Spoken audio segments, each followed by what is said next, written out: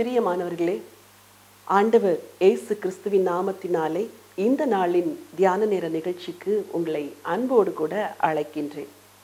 உலகத்தில் மனிதர்கள் எல்லோருமே தங்களுக்கு என்று ஒரு கணிப்பு அல்லது மதிப்பை வைத்திருப்பார்கள். வேல்யூஸ் என்று சொல்லுவார்கள். ஒரு பொருளை வாங்க வேண்டுமென்றால் இயற்கையாக மனிதர்கள் என்ன நினைப்பது வழக்கம்? விலையேறப்பெற்ற ஒரு பொருளை வாங்க வேண்டும் என்று, அதிலும் அதிக சிறந்த பொருளை வாங்க வேண்டும் என்று நினைப்பார்கள். அது அவர்களுடைய கணிப்பு. ஒரு வீட்டை கட்ட வேண்டும் என்று நினைக்கிறவர்கள் சிறந்த வீட்டை கட்ட வேண்டும் என்று நினைப்பார்கள். அது அவர்களுடைய கணிப்பு அல்லது மதிப்பு.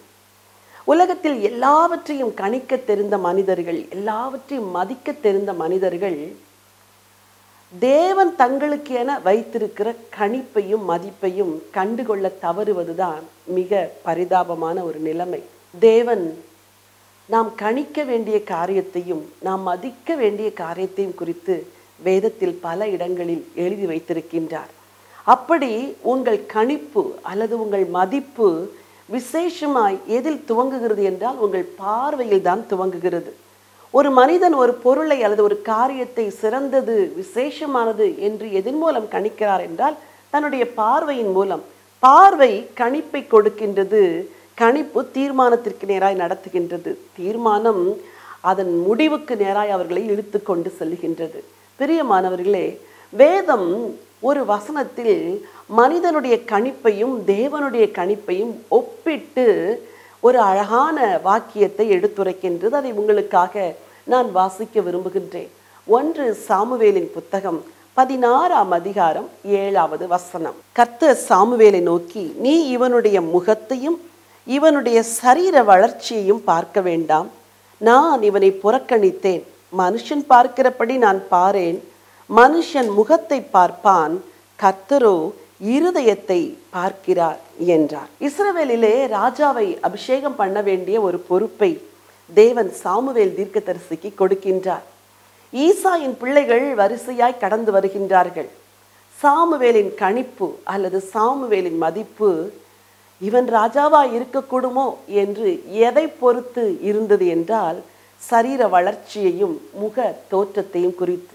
நல்ல முக தோற்றமும் சரீர வளர்ச்சியும் உள்ள ஒரு மகன் வரும்பொழுது இவன் ராஜாவா இருக்கக்கூடுமோ என்று சாமுவேலே தவறாய் கணிக்கக்கூடிய அளவுக்கு அந்த நாளின் சூழ்நிலை இருந்தது.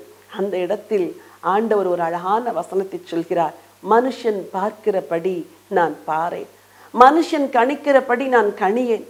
மனுஷனின் மதிப்பு என் மதிப்பு அல்ல. மனுஷன் முகத்தை பார்க்கிறான், கர்த்தரோ இருதயத்தை பார்க்கின்றார். பிரியமானவர்களை, இந்த நாளில் மனுஷனின் பார்வை தேவனின் பார்வை என்ற 2 பொருளிலே உங்களோடு கூட கர்த்தருடைய வார்த்தையை நான் பகிர்ந்து கொள்ள விரும்புகின்றேன்.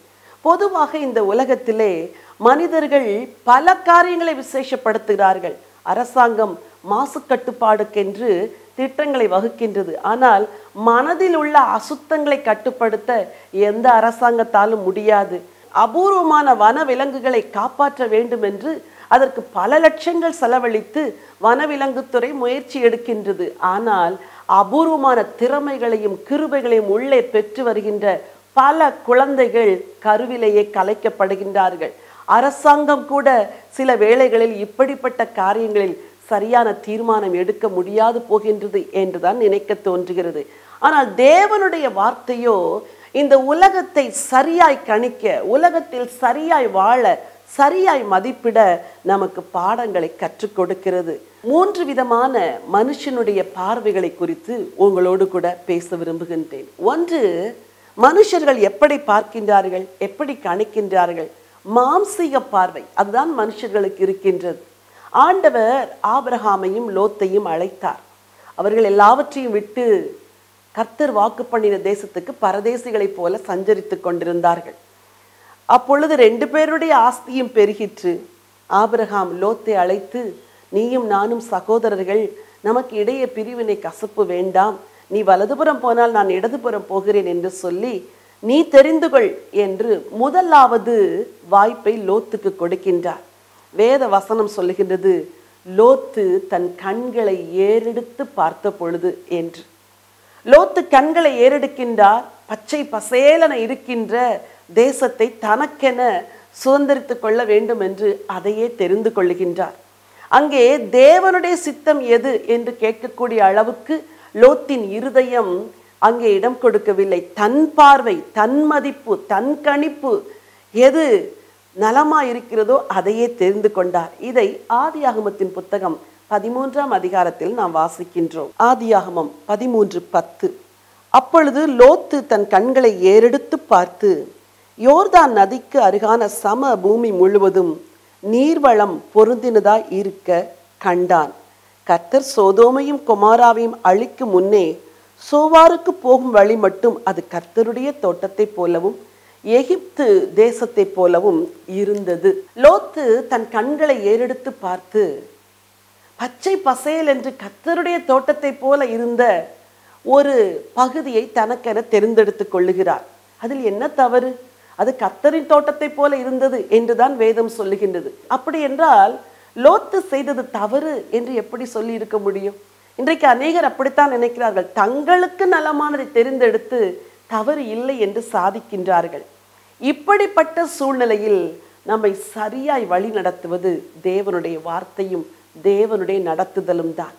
லோத்து தவறு செய்தார். அதன் விளைவு என்ன? அவருடைய பிள்ளைகள் தவறு செய்தார்கள், அவருடைய மனைவி தவறு செய்தார், அவருடைய மருமக்கள் தவறு செய்தார். லோத்தின் பார்வை வித்தியாசமாயிருந்தது, கணிப்பு வித்தியாசமாயிருந்தது. சோதோமுக்கு கடந்து சென்றார். சோதோமிலே மருமக்களை தெரிந்தெடுத்து கொண்டார். அந்த மருமக்களின் பார்வை எப்படி இருந்தது என்றும் வேதம் சொல்லுகின்றது. ஆதியாகமம் 19:14. அப்பொழுது லோத்து புறப்பட்டு தன் குமாரத்திகளை விவாகம் பண்ண போகிற தன் மருமக்கள்மாரோடே பேசி, நீங்கள் எழுந்து இந்த ஸ்தலத்தை விட்டு புறப்படுங்கள், கர்த்தர் இந்த பட்டணத்தை அழிக்கப் போகிறார் என்றான். அவனுடைய மருமக்கள்மாரின் பார்வைக்கு அவன் பரிகாசம் பண்ணுகிறதாக கண்டது. லோத்து ஒரு நீதிமான். ஆனால் தேவனுடைய பார்வையை போல் அவருடைய பார்வை இல்லாததினால் சோதோமை தெரிந்தெடுத்து கொண்டார்.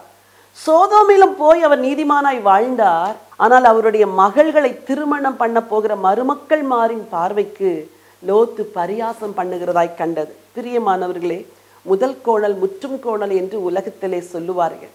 லோத்தின் முதல் தீர்மானம், முதல் பார்வை சரியில்லாததினால் அவருடைய மருமக்கள்மாரின் பார்வை கூட சரியில்லாத பார்வையாயிருந்தது. லோத்தின் வார்த்தைகளுக்கு அங்கே மதிப்பில்லாமற் போயிற்று. பின்னாக வாசிக்கும் பொழுது லோத்தின் மனைவி பின்னாக திரும்பி பார்த்து உப்புத்தூணாய் மாறி போனார். லோத்தின் பார்வை வித்தியாசமாயிருந்தது, அவருடைய மருமக்கள்மாரின் பார்வை வித்தியாசமாயிருந்தது, மனைவியின் பார்வையும் வித்தியாசமாயிருந்தது. உலகத்தை திரும்பி பார்த்தார், உப்புத்தூணாய் மாறிவிட்டார். சரி, அதெல்லாம் போகட்டும். கடைசியாக தப்பினவர்கள் லோத்தும் அவருடைய 2 குமாரத்திகளும். அந்த பிள்ளைகள், வாலிப பிள்ளைகளின் பார்வை கூட வித்தியாசமாய் மாறி போய்விட்டது. தகப்பனை தகப்பனாக பார்க்கவில்லை, தகப்பன் மூலம் சந்ததியை பெற்றெடுத்தார்கள் என்று ஒரு பயங்கரமான ஒரு காரியத்தை வேதம் மறைக்காமல் எழுதி வைத்திருக்கிறது. இதற்கெல்லாம் காரணம் என்ன என்றால், ஆரம்பத்தில் லோத்து செய்த தீர்மானம், லோத்து எடுத்த கணிப்பு, லோத்தின் மதிப்பு. என் அன்புக்குரியவர்களே, உங்கள் வாழ்வில் எந்த ஒரு காரியத்திற்கும் நீங்கள் மதிப்பிடும் பொழுது தேவனுடைய பார்வையோடு கூட நீங்கள் மதிப்பிட பழகி கொள்ளுங்கள். நீங்கள் தெரிந்து கொள்ள சில காரியங்களுக்காக முடிவெடுக்க தீர்மானிக்கும் பொழுது கர்த்தருடைய வழிநடத்தலின்படி நீங்கள் தீர்மானம் எடுத்தால்தான் அது உங்களுக்கு ஆசீர்வாதமாக இருக்கும். ஒரு குடும்பத்தின் தலைவராக இருக்கிறீர்களா? உங்கள் தீர்மானங்கள் மிக முக்கியம். ஒரு குடும்பத்தில் தலைவியாக இருக்கிறீர்களா? உங்கள் தீர்மானங்கள் மிக முக்கியம். தேவன் பார்ப்பது போல காரியங்களை பாருங்கள். உங்கள் மகனுக்கு அல்லது மகளுக்கு ஒரு வாழ்க்கை துணையை தெரிந்தெடுக்க நினைக்கும் பொழுது தேவனுடைய வசனம் சொல்லுகிறதை போல ஒரு விசுவாச பெண்ணை, விசுவாச மகனை தெரிந்தெடுக்க தீர்மானங்கள். இல்லை என்றால் அதன் பிறகு லோத்தின் வாழ்வில் சந்தித்த பிரச்சனைகளை ஒருவேளை நீங்களும் சந்திக்க நேரங்கள் வரலாம். லோத்தோடு கூட ஆபிரகாமும் இருந்தார். ஆபிரகாம் தானாக கண்களை ஏறெடுக்கவில்லை. ஆண்டவர் ஆபிரகாமை பார்த்து சொல்கிறார், ஆபிரகாமே, உன் கண்களை ஏறெடுத்து நீ பார், நீ பார்க்கிற இந்த பூமி முழுவதையும் நான் உனக்கு தருவேன். ஆபிரகாமின் சந்ததி ஈசாக்கு. லோத்தின் சந்ததி பார்வை மாறி போய், திசை மாறி போய் கெட்டு போயிற்று. ஆபிரகாமின் சந்ததியின் பார்வை எப்படி இருந்தது என்று வேதத்தில் ஒரு வசனத்தை வாசிக்க விரும்புகின்றேன். ஆதியாகமம் 24 63, 64, 65. ஈசாக்கு சாயங்கால வேளையிலே தியானம் பண்ண வெளியிலே போயிருந்து தன் கண்களை ஏறெடுத்து பார்த்தபோது ஒட்டகங்கள் வர கண்டான். ரெபேக்காளும் தன் கண்களை ஏறெடுத்து ஈசாக்கை கண்டபோது ஊழியக்காரனை நோக்கி, அங்கே வெளியிலே நமக்கு எதிராக நடந்து வருகிற அந்த மனிதன் யார் என்று கேட்டாள்.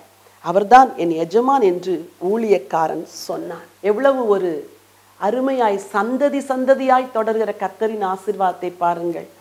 ஆபிரகாம் தன் கண்களை ஏறெடுத்து கர்த்தருடைய சித்தப்படியான காரியத்தை தெரிந்து கொண்டபடினால் அவருடைய குமாரனாகிய ஈசாக்கும் தேவனை தியானம் பண்ணுகிற வாலிபனாய் மாறினார். தன் கண்களை ஏறெடுத்து பார்த்த பொழுது சரியான வாழ்க்கை துணை தன்னை தேடி வருகிறதை கண்டார். ரெபேக்காள் தன் கண்களை ஏறெடுத்த பொழுது தியானம் பண்ணுகிற ஒரு புருஷனை கண்டாள். என்ன ஒரு பார்வையில் மாற்றங்கள் வாழ்வில் தாக்கங்களை உண்டு பண்ணுகிறது. என் அன்புக்குரிய குடும்பத்தாரே, அன்புக்குரிய வாலிபனே, உங்கள் தெரிந்து கொள்ளுதல், உங்கள் மதிப்பீடு, உங்கள் கணிப்பு கர்த்தரின் பக்கத்தில் இருந்து இருக்கும் என்றால், கர்த்தர் சொல்லி நீங்கள் எல்லாவற்றையும் செய்வீர்கள் என்றால், கர்த்தர் பார்ப்பது போல இந்த உலகத்தை நீங்கள் பார்ப்பீர்கள் என்றால், உங்கள் சந்ததியும் உங்கள் ஆசீர்வாதத்துக்கு பங்காக மாறுவார்கள் என்பதில் எந்தவித சந்தேகமும் இல்லை. ஆபிரகாம் ஆசீர்வதிக்கப்பட்டார். ஆபிரகாமின் சந்ததி ஆசீர்வதிக்கப்பட்டது. லோத்து ஆசீர்வதிக்கப்படவில்லை. லோத்தின் சந்ததியும் ஆசீர்வதிக்கப்படவில்லை. மாம்சிக பார்வை பாராதபடி கர்த்தர் பார்ப்பது போல பாருங்கள், ஆசீர்வாதங்களை பெற்றுக்கொள்வீர்கள். இரண்டாவதாக மற்றொரு பார்வையை குறித்து வேதம் சொல்லுகிறது. அது அவிசுவாச பார்வை. எண்ணாகமத்தின் புத்தகம் 13ஆம் அதிகாரம் 33ஆம் வசனத்திலே இந்த சம்பவங்களை நாம் வாசிக்கின்றோம். இஸ்ரவேல் தேசத்தை வேவு பார்க்க மோசே ஆட்களை அனுப்புகின்றார். கோத்திரத்திற்கு ஒரு நபர் வீதம் 12 பேர் போகிறார்கள். போய் வந்தவர்கள் கண்களை ஏறெடுத்து அந்த தேசத்தை பார்த்தார்கள். தேசத்தின் கனிகளை பார்த்தார்கள். தேசத்தின் மக்களை பார்த்தார்கள். எல்லாவற்றையும் பார்த்தார்கள். திரும்பி வந்த பொழுது அவர்கள் கொடுத்த அந்த அறிக்கையைத்தான் 13ஆம் அதிகாரம் 33ஆம் வசனத்தில் நாம் வாசிக்கின்றோம். அவனோடே கூட போய் வந்த மனிதரோ, நாம் போய் அந்த ஜனங்களோட எதிர்க்க நம்மாலே கூடாது, அவர்கள் நம்மை பார்க்கிலும் பலவான்கள் என்றார்கள். நாங்கள் போய் சுற்றி பார்த்து வந்த அந்த தேசம் தன் குடிகளை பட்சிக்கிற தேசம். நாங்கள் அதிலே கண்ட ஜனங்கள் எல்லாரும் மிகவும் பெரிய ஆட்கள். அங்கே ராட்சத பிறவியான ஏனாக்கின் குமாரராகிய ராட்சதரையும் கண்டோம். நாங்கள் எங்கள் பார்வைக்கு வெட்டுக்கிளிகளைப் போல இருந்தோம், அவர்கள் பார்வைக்கும் அப்படியே இருந்தோம் என்று சொல்லி, இப்படி இஸ்ரவேல் புத்திரருக்குள்ளே தாங்கள் சுற்றி பார்த்து வந்த தேசத்தை குறித்து துர்ச்செய்தியை பரம்ப செய்தார்கள். இங்கே தேசத்தை வேவு பார்க்க சென்ற ஜனங்கள் 12 பேர் போனார்கள். பார்வை வித்தியாசமாயிருந்தது. 2 பேரின் பார்வை வேறு விதமாயும் 10 பேரின் பார்வை வேறு விதமாயிருந்தது. ஒரே தேசத்தை தான் பார்த்தார்கள், பார்த்த விதங்களில் வேறு. எது வித்தியாசத்தை காட்டியது என்றால், அவர்கள் உள்ளத்தில் இருந்த மாற்றங்கள் தான். இருதயத்தை எது நிறைத்திருந்ததோ அதுதான் பார்வையில் வெளிப்பட்டது. பிரியமானவர்களே, உங்கள் இருதயத்தை விசுவாசம் நிறைத்திருக்கும் என்றால் உங்கள் பார்வை விசுவாச பார்வையாயிருக்கும். இருதயத்தை அவிசுவாசம் நிறைத்திருக்கும் என்றால் உங்கள் பார்வை அவிசுவாசமாத்தான் இருக்கும். சாமுவேலின் புத்தகம் 17ஆம் அதிகாரத்திலே கோலியாத் என்ற ஒரு பெரிய ராட்சதன் வந்து நிற்கிறான். ஒவ்வொரு நாளும் வந்து நின்று இஸ்ரவேலரை சவாலுக்கு அழைப்பான். இஸ்ரவேலர்கள் எல்லாரும் அவனை கண்டு ஓடி ஒளித்துக் கொள்ளுவார்களாம். இப்படியாக ஒவ்வொரு நாளும் நடந்தது. ஒரு நாள் தாவீது என்ற ஒரு இளைஞன் வந்தான். அவன் கோலியாத்திற்கு முன்பதாக ஒரு சாதாரண இளைஞனாய் இருந்தாலும் கோலியாத்தை அவன் பார்த்த பார்வை விசுவாச பார்வை. நீ தடியோடு கூட என்னிடத்தில் வருகிறாய், ஈட்டியோடும் கேடகத்தோடும் வருகிறாய், நானோ நீ நிந்தித்த இஸ்ரவேலின் தேவன் ஆகிய கர்த்தருடைய நாமத்திலே வருகிறேன் என்று கர்த்தரின் வழியாக கோலியாத்தை அன்று பார்த்ததினால், நான் போய் இவனை ஜெயிப்பேன் என்று தைரியமாய் சொன்னது மட்டுமல்ல, சொன்னதைப் போலவே கோலியாத்தை ஜெயித்தான். எது மாற்றத்தை உண்டு பண்ணியது? பார்வை. விசுவாச பார்வை வர என்ன செய்ய வேண்டும் என்றால், வேதம் சொல்லுகிறது, விசுவாசம் கேள்வியினாலே வரும், கேள்வி தேவனுடைய வார்த்தையினாலே வரும். என் அன்புக்குரியவர்களே, மனிதர்கள் பேசுகிற வார்த்தைகளையே நீங்கள் கேட்டுக்கொண்டு இருப்பீர்கள் என்றால், குடும்பத்தார் பேசுகிற அவிசுவாச வார்த்தைகளையே கேட்டுக்கொண்டு இருப்பீர்கள் என்றால், உங்களால் விசுவாசமாய் பேச முடியாது. சில மனைவிமார் விசுவாச வார்த்தைகளை பேசும் பொழுது கணவன்மார் இப்படி சொல்வது உண்டு, உனக்கு கொஞ்சமாவது பொறுப்பு இருக்கிறதா, உனக்கு கொஞ்சமாவது கவலை இருக்கிறதா, இந்த காரியத்தை குறித்து விசுவாசத்தை பேசுகிறாயே, காரியம் எப்படி நடக்கும் என்று சொல்லி அவர்கள் விசுவாசத்தை அணைத்து விடுவார்கள். சில மனைவிமார் தங்கள் கணவன்மார் விசுவாசத்தோடு கூட இருக்கும் பொழுது அவர்களிடத்தில் இதே போல பேசுவது வழக்கம். நான் இவ்வளவு கஷ்டப்படுகிறேன், நீர் விசுவாசம் விசுவாசம் என்று சொல்லுகிறீரே, எப்படி நடந்துவிடும், போய் யாரையாவது பாருங்கள், ஏதாவது முயற்சி செய்யுங்கள் என்று அவிசுவாசமாய் பேசுவது வழக்கம். முயற்சி செய்யுங்கள், அதற்கு முன்பதாக விசுவாசத்தினால் நிறைந்தவர்களாய் இருங்கள். இங்கே அவிசுவாச பார்வை பார்த்த 10 பேரும் அங்கே புறக்கணிக்கப்பட்டார்கள். அவிசுவாச பார்வையோடு பார்த்த இஸ்ரவேலரில் ஒருவரும் கோலியாத்தை ஜெயிக்கவில்லை. தாவீது இளைஞன், விசுவாச பார்வைகளை பார்த்தவன் ஜெயித்து விட்டான். என் அன்பு வாலிப பிள்ளைகளே, உங்கள் எதிர்காலத்தை விசுவாச கண்களோடு பார்க்க பழகுங்கள். கர்த்தர் எனக்காய் யுத்தம் செய்வார், கர்த்தர் என்னை உயர்த்துவார், ஆண்டவர் என்னை மேன்மையாய் வைப்பார், என் தலை என் சத்துருக்களுக்கு மேலாக உயர்த்தப்படும் என்று ஒவ்வொரு நாளையும் விசுவாசத்தோடு கூட எதிர்கொள்ளுங்கள். என்னை பலப்படுத்துகிற கிறிஸ்துவினாலே எல்லாவற்றையும் செய்ய பலன் உண்டு என்று சாதனைகளை கையில் எடுங்கள், அவைகளை வெற்றியாய் மாற்றுங்கள். தேவன் துணை நிற்கிறார், ஒரு பெரிய ஆண்டவர் உங்களுக்கு இருக்கிறார், அவர் உதவி செய்வார், அவர் ஞானத்தை கொடுப்பார், அவர் பலப்படுத்துவார். ஊழியம் செய்கிறீர்களா, உன்னதமான ஒரு தேவன் கூட இருக்கிறார், அவர் வழிகாட்டுவார். ஆகவே அவருடைய துணையோடு விசுவாச பார்வையோடு கர்த்தர் எனக்கு எல்லாவற்றையும் செய்வார் என்று நம்பிக்கை கொண்டு விசுவாசத்தோடு கூட நீங்கள் முயற்சிகளை எடுக்கும் பொழுது உங்கள் வாழ்க்கை மாறுவது நிச்சயம். கர்த்தர் விசுவாச பார்வைகளைத்தான் விரும்புகிறார், அவிசுவாச பார்வைகளை அல்ல. மூன்றாவது ஒரு பார்வையை குறித்து உங்களோடு கூட பகிர்ந்து கொள்ள விரும்புகின்றேன். அது தேவ பயத்தின் பார்வை. இந்த உலகம் ஒரு கடைசி நாட்களுக்குள் கடந்து சென்று கொண்டிருக்கிறது. மனிதர்களுடைய இருதயத்தில் தெய்வத்தை பற்றிய பயம் இல்லை. தேவன் ஒருவர் இருக்கிறார் என்ற எண்ணம் உலகத்தாருக்கு இருந்தாலும் கூட தொழுகையில் மாத்திரம்தான் பயபக்தி இருக்கிறதே ஒழிய வாழ்க்கையில் பயபக்தி இல்லை. ஆனால் வருந்தத்தக்க விஷயம், விசுவாசிகள் அநேகருக்கு தொழுகையிலும் பயபக்தி இல்லை, வாழ்க்கையிலும் பயபக்தி இல்லை.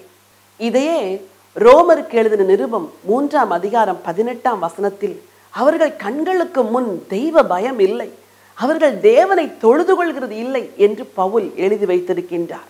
உலகத்திலே எல்லாம் இந்த நாட்களில் இருக்கிறது. அறிவு இருக்கிறது, செல்வம் இருக்கிறது, ஆற்றல் இருக்கிறது, படைபலம் இருக்கிறது, எல்லாம் இருக்கிறது. ஆனால் தெய்வ பயம் இல்லை. அக்கிரம மிகுதியாவதினால் அநேகருடைய அன்பு தணிந்து போகும் என்று வேதம் சொல்கிற வசனத்தின்படி குடும்பங்களிலே அன்புகள் தணிந்து கிடக்கிறது, தேசங்களில் அன்புகள் தணிந்து கிடக்கிறது, உலகத்தில் சபைகளிலும் அன்பு தணிந்து போய் கொண்டிருக்கிற ஒரு காலத்திலே வாழ்ந்து கொண்டிருக்கிறோம்.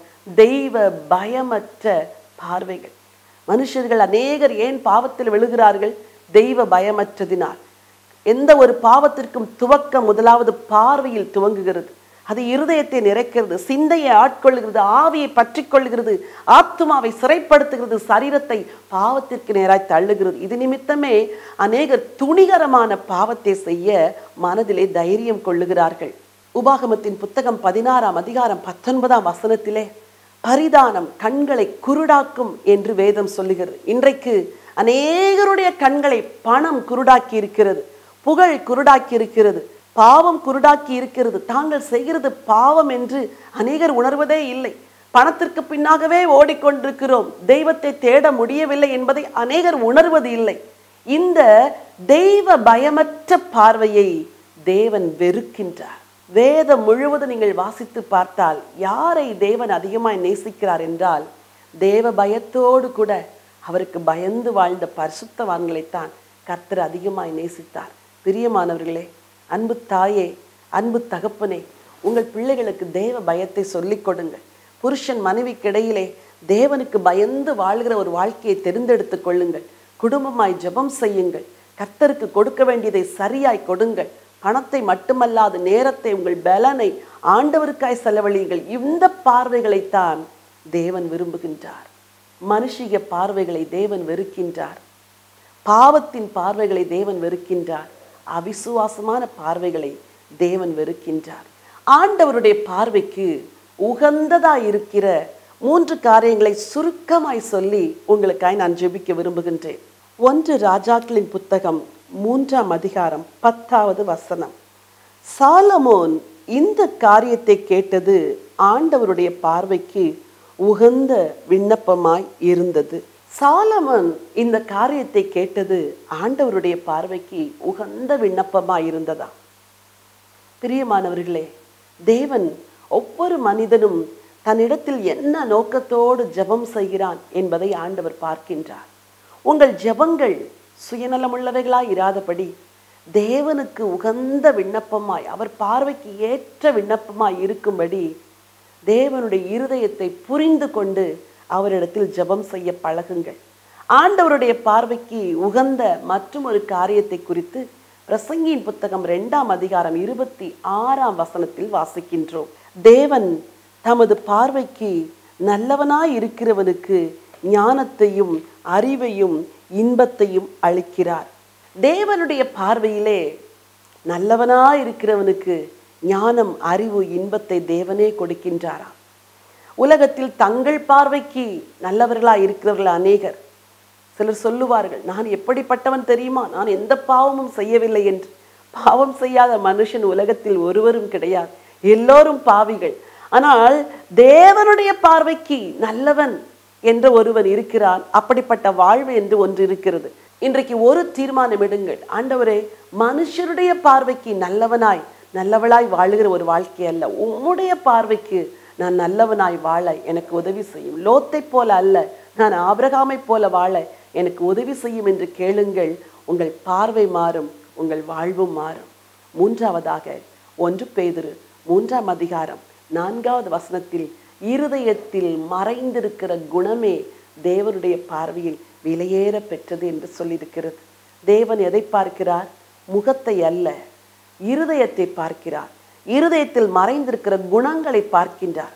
அநேகர் ஆவிக்குரிய வரங்களுக்காக கண்ணீரோடு ஜெபிப்பது வழக்கம். இன்றைக்கு உங்களுக்கு ஒரு காரியத்தை சொல்லித் தருகிறேன். வரங்களுக்காக ஜெபிக்கிறதுக்கு முன்பதாக இருதயத்தில் நல்ல குணங்களுக்காக நீங்கள் ஜெபிக்க பழகுங்கள். நல்ல குணமுடையவர்கள் வாழ்வில் வரங்கள் வெளிப்பட்டால் தான் வரங்களுக்கே அழகு சேர்க்கும்.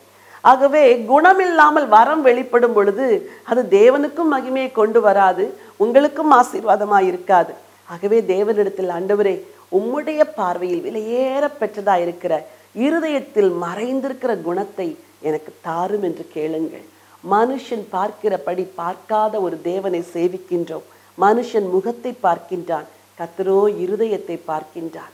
மனுஷனை போல பார்த்து அவிசுவாசமாய் பாவமான காரியங்களை தெரிந்து கொள்ளாதிருங்கள். தேவனுடைய பார்வையில் விலையேற பெற்ற காரியங்களை தெரிந்து கொள்ளுங்கள். அதுவே உங்களுக்கு ஆசீர்வாதம். உங்களுக்காக ஜெபிக்கட்டுமா? அன்பின் பரலோக பிதாவே, இந்த செய்தியை கேட்ட உம்முடைய பிள்ளைகளுக்காக விசேஷமா நான் ஜெபிக்கின்றேன்.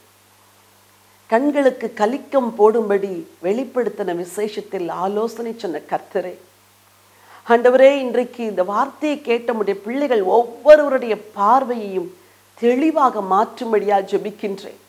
ஆண்டவரே, தேனை உண்ட பொழுது யோனத்தானின் கண்கள் தெளிந்தது என்று சொல்லி நாங்கள் வாசிக்கிறோமே அப்பா.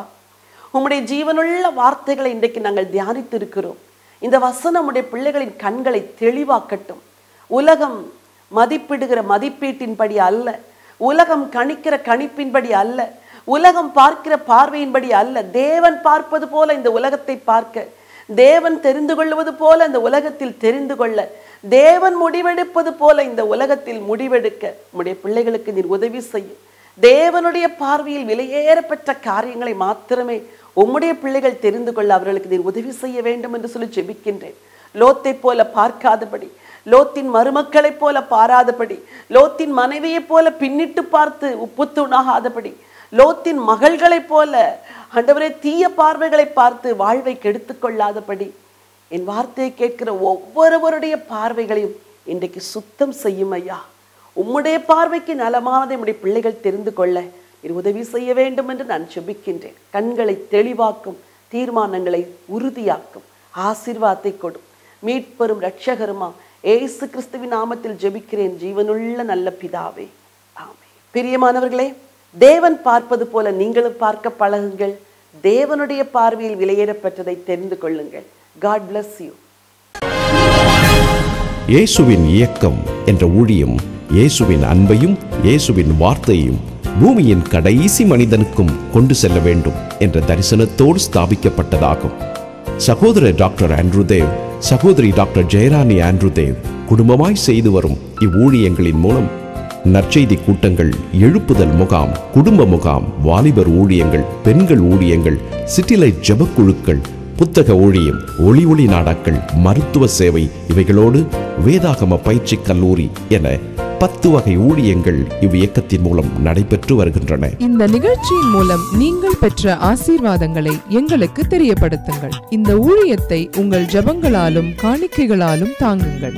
நீங்கள் எங்களோடு தொடர்பு கொள்ள வேண்டிய முகவரி பைபிள் கால்ஸ் 4/557 வலையாபதி சாலை, முகப்பேர் ஈஸ்ட், சென்னை 37, India.